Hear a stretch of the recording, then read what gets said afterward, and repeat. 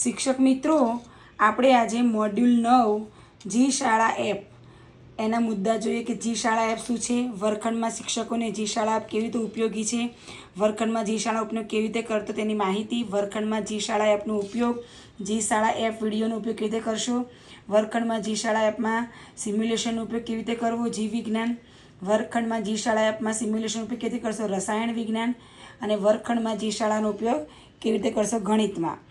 હવે એના પ્રશ્નો જોઈએ કે જી શાળા એપ કોના માટે ઉપયોગી છે, તો શિક્ષકો અને વિદ્યાર્થીઓ બંને માટે. હવે બીજો પ્રશ્ન છે, જી શાળા પ્લસ એપનો ઉપયોગ કરવા કયા તબક્કામાં ઇન્ટરનેટની જરૂર છે?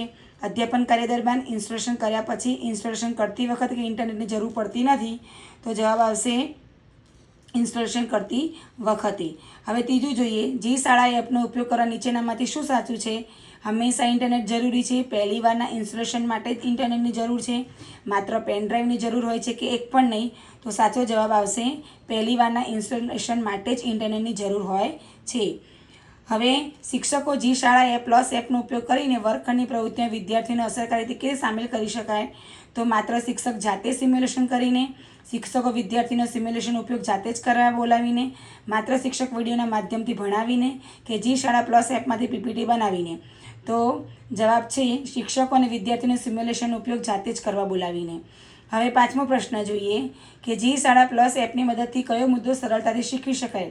ભારતીય સભ્યતા, ગુજરાતી વ્યાકરણ, જૈવિક પ્રક્રિયાઓ કે દેશભક્તિ? તો સાચો જવાબ આવશે જૈવિક પ્રક્રિયાઓ. હવે જોઈએ પ્રશ્ન નંબર 6, જી શાળા પ્લસ એપનો ઉપયોગ કરવાના ફાયદા કયા છે?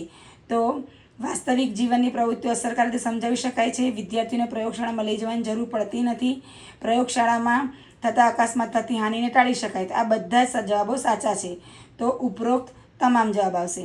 હવે સાતમો જોઈએ, કયા મુદ્દાને જટિલ આકૃતિ કાળા પાટી એટલે કે બ્લેકબોર્ડ પર દોર્યા વિના જી શાળા એપ પ્લસ એપની મદદથી સરળતાથી સમજાવી શકાય? ત્રિકોણમિતિની રચના, નકશા, મૂળભૂત અધિકારનો ફરજો, ચિત્રકામ. તો અહીંયા ગણિતનો વિષય આવશે કે ત્રિકોણમિતિ અને રચના. સાચો જવાબ છે ત્રિકોણમિતિ અને રચના.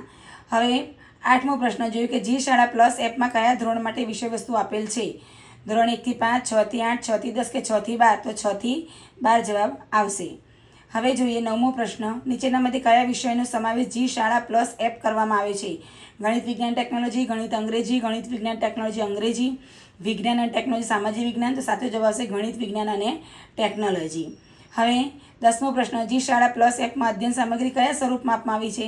3D ઇન્ટરેક્ટિવ સિમ્યુલેશન્સ અને પીડીએફ, વિડીયો અને 3D ઇન્ટરેક્ટિવ સિમ્યુલેશન, વિડીયો અને પીડીએફ, અને પીડીએફ અને પ્રશ્નોત્તરી? તો સાચો જવાબ આવશે 3D વિડીયો અને 3D ઇન્ટરેક્શન સિમ્યુલેશન. તો આ રીતે 10 પ્રશ્નોના જવાબ અહીં આપેલા છે.